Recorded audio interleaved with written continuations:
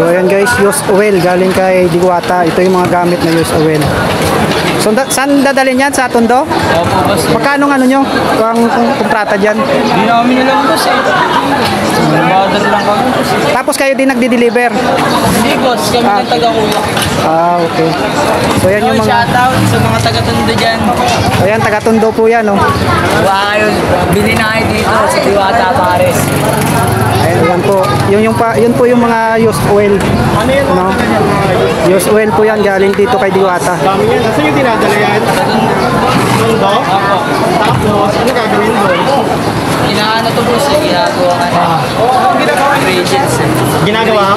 Ha? Ingredients. Ingredients? Ah, ganun pala. Ang daming yung ni Diwata. Ilan lahat yan? Araw-araw kayo nagka-kolekta? Ano yung binibili nyo rin? Hindi, boss. May kasama na. Boss eh.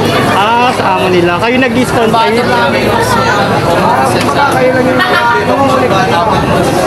Everyday nyo kinokolekta?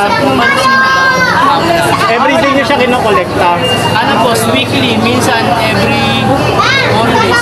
Ah, every 4 days? So ibig sabihin, hinihingi nyo lang to? Walang bayad, hinihingi nyo lang? Depende sa usapan ng amo niya. Walang kami, boss, mga dami. So yan yung mga used oil galing dito kay Diwata. Ganun kadami po ang used oil na ginagamit dito kay Diwata, no? Sa pagpiprito niya ng ano, sa lahat na ginagamit niya, pagprito, pagdisa. Gahakot niya. Ano oras kayo nandito? Kanina pa kayo ah. Ano, boss? Narating kami dito. Alas 2 hanggang ngayon. Yun, shoutout dyan sa mga taga-Tondo.